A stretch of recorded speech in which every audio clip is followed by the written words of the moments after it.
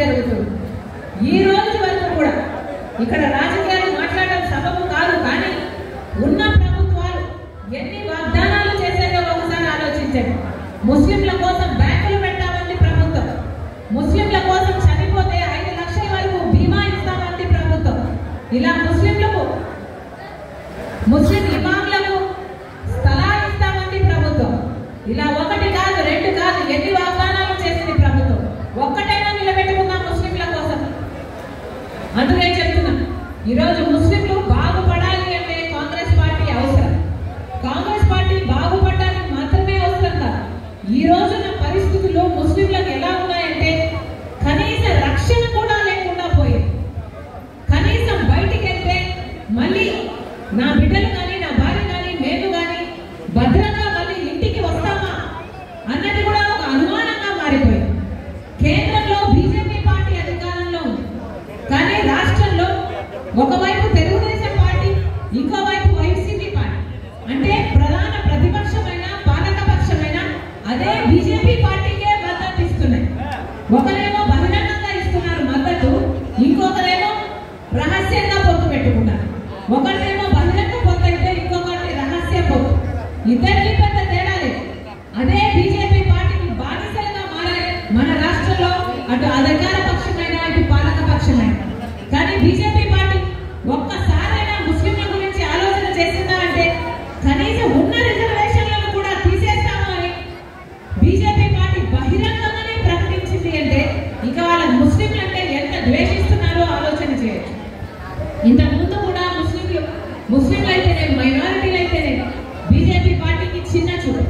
ముస్లింలకు అసలు బీజేపీ పార్టీకి తెలిసిన రాజకీయం అంతా మతం పేరుతో చిచ్చు పెట్టాలి, ఆ మంటలో చలి కాచుకోవాలి. ఇదే బీజేపీకి తెలిసిన రాజకీయం. బీజేపీకి తెలిసిన రాజకీయం ఒక మతాన్ని అవమానించాలి, ఇంకో మతాన్ని రెచ్చగొట్టాలి, మధ్యలో బీజేపీ పార్టీ బాగుపడాలి. ఇదే బీజేపీ పార్టీకి తెలిసిన రాజకీయం. అప్పుడు గోత్రా అయినా ఇప్పుడు మణిపూర్ ఘటనైనా అదే చూస్తున్నా. ఎక్కడ చూసినా హిందువులు కాకపోతే అదేదో పెద్ద నేరమైనట్టు జనాలను చంపడానికి కూడా వెనుకాడటం లేదు బీజేపీ పార్టీ. అలాంటి బీజేపీ పార్టీకి ఇక్కడున్న ప్రభుత్వం అయినా, వైసీపీ పార్టీ అయినా, ఇక్కడున్న ప్రతిపక్షం టీడీపీ పార్టీ అయినా అదే బీజేపీ పార్టీకి బానిసలుగా తయారయ్యారు. మరి ముస్లింలకి భద్రత ఎక్కడి నుంచి వస్తుంది? క్రైస్తవులకి భద్రత ఎక్కడి నుంచి వస్తుంది? అసలు భద్రతే లేదు. ఇక గౌరవం గురించి ఎప్పుడు ఆలోచించారు? మనిషి అన్నవాడు సరిగ్గా చదువుకోవాలనుకుంటాడు, ఉద్యోగం చేసుకోవాలనుకుంటాడు, తన కుటుంబాన్ని కాపాడుకోవాలి అనుకుంటాడు, గౌరవంగా బతకాలి అనుకుంటాడు. ఉందా గౌరవం? సమాజంలో బీజేపీ పార్టీ ఉన్నంత కాలం ముస్లింలకైనా, క్రైస్తవులకైనా, ఎస్సీలకైనా అట్టడుగున ఉన్న ఏ వర్గానికి కూడా గౌరవం అనేది దక్కకుండా పోయింది. ఈరోజు రక్షణ లేదు, గౌరవం లేదు. ఇక బీజేపీ పార్టీ ప్రజలకు ఏమిచ్చినట్టు? ఆ బీజేపీ పార్టీకి తొత్తులుగా మారిన వైసీపీ పార్టీ అయినా, తెలుగుదేశం పార్టీ అయినా ప్రజల కోసం నిలబడుతున్నారా లేదా? ప్రజలందరూ ఆలోచన చేసుకోవాలి. మళ్ళీ చెప్తున్నాం, కాంగ్రెస్ పార్టీ ఇప్పుడే కాదు, ముందు కూడా రాజశేఖర రెడ్డి గారు ముఖ్యమంత్రిగా ఉన్నప్పుడు రిజర్వేషన్ ఇచ్చింది రాజశేఖర రెడ్డి గారు. కాంగ్రెస్ పార్టీ అయితే అంత ముందున్న ప్రభుత్వాలు కూడా కాంగ్రెస్ పార్టీ ముస్లింల భద్రత కోసం ఆలోచించింది, ముస్లింల గౌరవం కోసం ఆలోచించింది. సెక్యులరిజానికి ఒక పదానికి గౌరవం ఇచ్చింది కాంగ్రెస్ పార్టీ. మన రాజ్యాంగానికి గౌరవం ఇచ్చేది కాంగ్రెస్ పార్టీ. కానీ అవేవి బీజేపీ పార్టీకి ఎక్కర్లేదు.